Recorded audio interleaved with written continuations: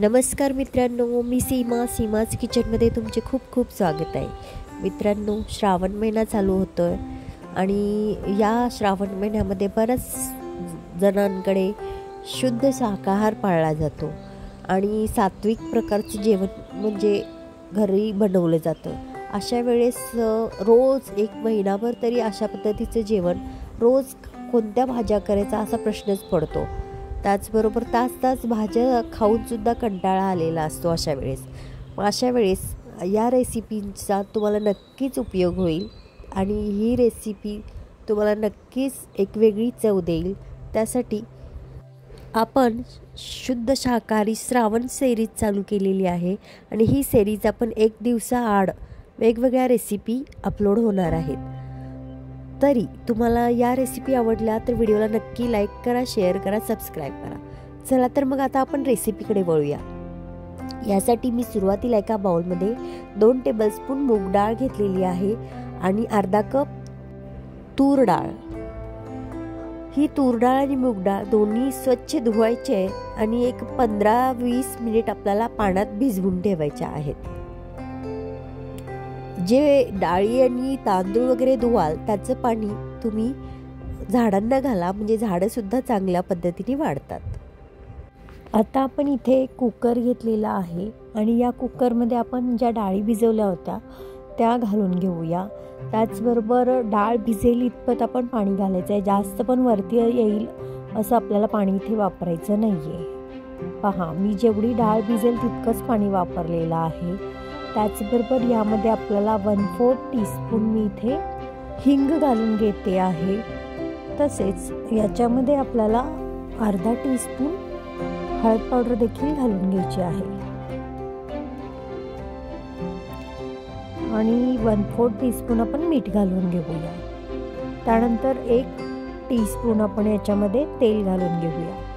तेल एवढ्यासाठी घालायचं म्हणजे ज्यावेळी आपण डाळ उकळवण्यास ठेवू तर डाळ उतू जाणार नाही. आता याचे झाकण लावून आपण 3 शिट्टी करून घेऊया. इथे मी पालक स्वच्छ धुवून घेतलेला आहे.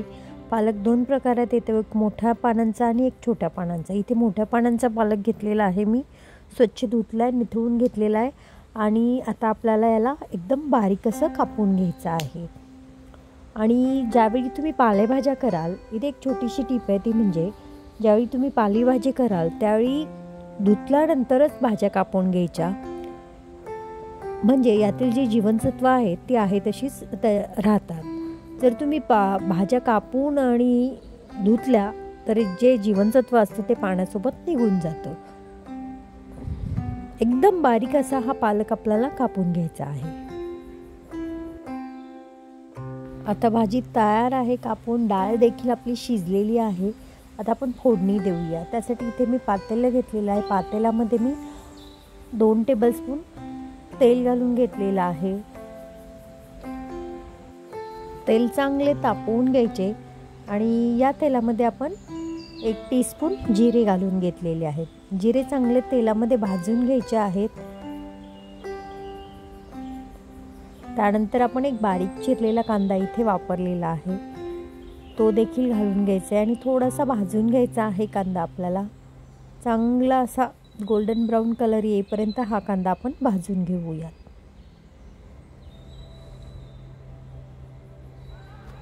कांदा भाजतोच आहे तोपर्यंत याच्यामध्ये मी 1 टेबलस्पून लसणाच्या पाकळ्या एकदम बारीक चिरून घेतलेल्या आहेत, त्या घालून घेतल्या. त्याचबरोबर 1 टेबलस्पून इथे मी अद्रकसुद्धा एकदम बारीक चिरून घातलेलं आहे. इथे मी कोणत्याही प्रकारचं वाटण अजिबात वापरणार नाही, कारण इथे आपण हेल्दी अशी डाळ बनवतो.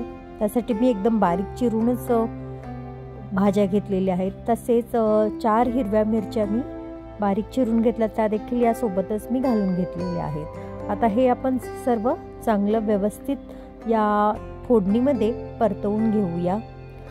थोडंसं हा जो कांदा आहे तो थोडासा लालसर होईपर्यंत आपल्याला हा कांदा भाजून घ्यायचा आहे. गॅसची आच एकदम मध्यमच ठेवायची आणि त्याच्यावरच भाजायचं आहे.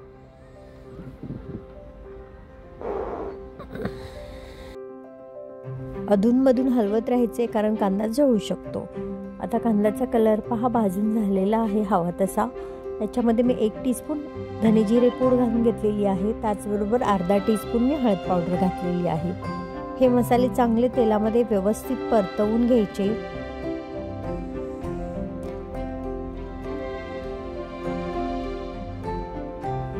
त्यानंतर याच्यामध्ये मी 1 टीस्पून किचन किंग मसाला घातलेला आहे आणि 1 बारीक चिरलेला टोमॅटो आपण इथे वापरलेला आहे।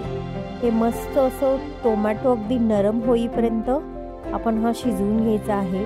टोमॅटो घातल्यानंतर नेहमीप्रमाणे आपण याच्यामध्ये थोडं मीठ घालूया। मीठ अंदाजाप्रमाणे वापरायचं आहे, कारण ऑलरेडी आपण डाळ शिजवत असताना सुद्धा मीठ घातलेलं आहे आणि त्यातल्या त्यात पालकची भाजी थोडीशी खारट असते, त्यामुळे मिठाचा अंदाज अगदी व्यवस्थित अंदाजानुसार घालायचा आहे आणि सांभाळून घालायचं आहे। आता पहा, टोमॅटो थोडा शिजत आलेला आहे। थोडा वेळ लगेच आपण जी पालक बारीक चिरून ठेवला होता तो पालक यासोबत घालून घ्यायचा आहे आणि मस्त असं हा पालक या कांद्यासोबत आणि टोमॅटोसोबत चांगला परतवून घ्यायचा आहे। इथे पाणी अजिबात वापरायचं नाही परतताना, कारण पालकमध्ये ऑलरेडी पाणी असतं, त्यामुळे आपोआप याला पाणी सुटणार आहे। आणि ही जी भाजी आहे ती थोडीशी आपण वाफेवर शिजवून घ्यायची स्वतःच्या पाण्यामध्येच, म्हणजे याची जी चव असणार आहे ती पूर्ण या भाजीमध्ये उतरणार आहे। त्यामुळे इथे पाण्याचा अजिबात वापर लगेच करायचा नाही। थोडा वेळ आपण ही भाजी झाकण ठेवून शिजवून घेऊयात। तोपर्यंत आपली डाळ पाहूया आपण। पहा, डाळ छानपैकी शिजलेली आहे। थोडीशी आता ही डाळ आपण घोटून घेऊयात। एकदम जास्त पण शिजवायची नाहीये, कारण जास्त डाळ शिजली तर आपण जी रेसिपी बनवत आहोत ती रेसिपी व्यवस्थित लागणार नाही, म्हणून थोडीशी डाळ अशी दिसली पाहिजे अशा पद्धतीने आपण ही शिजवून घेतलेली आहे। पहा, भाजी देखील पाहूया आपण।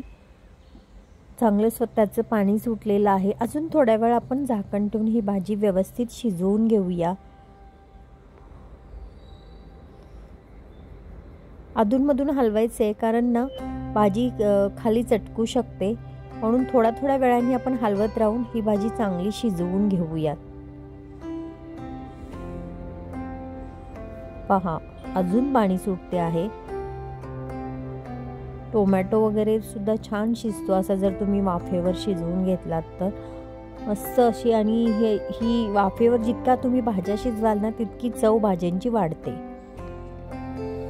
अजून थोडा वेळ आपण थोडंसं हलवून ठेवूया आणि त्यानंतर याच्यामध्ये आपण जी डाळ शिजवून घेतली ती डाळ ओतून घेऊया आणि या डाळीला आपण 1 ते 2 उकळी काढून घ्यायची आहेत।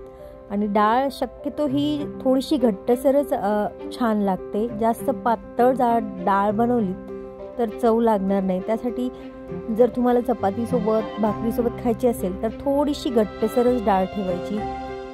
थोडंसं म्हणजे मी इथे फक्त 1 वाटीभरच पाणी घातलेलं आहे, ते सुद्धा अजून मी उकळवून घेणार आहे। डाळीला 2 ते 3 उकळी काढून घेणार आहे, म्हणजे आपली ही पालक जी डाळ आहे ती रेडी असणार आहे। मस्त रेसिपी आहे, साधी सिंपल आहे, शिवाय खूपच पौष्टिक असणारी रेसिपी आहे। तुम्ही नक्कीच ट्राय करा। आता ही डाळ बघा, मला हवी होती तेवढी मी करून घेतलेली आहे। आता याला आपण उकळवत ठेवूया थोडा वेळ। डाळ तर आपण उकळवायला ठेवलीच आहे, त्यामध्ये मी एकदम बारीक अशी कसुरी मेथी भाजून ठेवलेली आहे, म्हणजे लो गॅसवर तिची बारीक पावडर मी यामध्ये वापरलेली आहे। डाळ एकदम चवीला सुंदर लागते अशी कसुरी मेथी वापरली तर। आता डाळ रेडी आहे, याच्यावर आपल्याला एक तडका करायचा आहे। त्यासाठी आपण इथे म्हणजे एक छोटंसं बाउल ठेवलेलं आहे, त्या बाउलमध्ये मी ते तूप घालून तडका देणार आहे, कारण डाळ आपली पौष्टिक आहे, सोबत अजून थोडंसं पौष्टिकपणा वाढवण्यासाठी मी इथे तुपाचा वापर करणार आहे, म्हणून मी इथे 2 टेबलस्पून तूप घालून घेते आहे। तूप चांगले गरम झाल्यानंतर याच्यामध्ये मी एकदम बारीक चिरून लसूण घेतलेला आहे। त्याचबरोबर आता सुरुवातीला मी 1/4 टीस्पून हिंग घातलेला आहे आणि त्यानंतर 2 लाल मिरच्या घालून घेतलेल्या आहेत।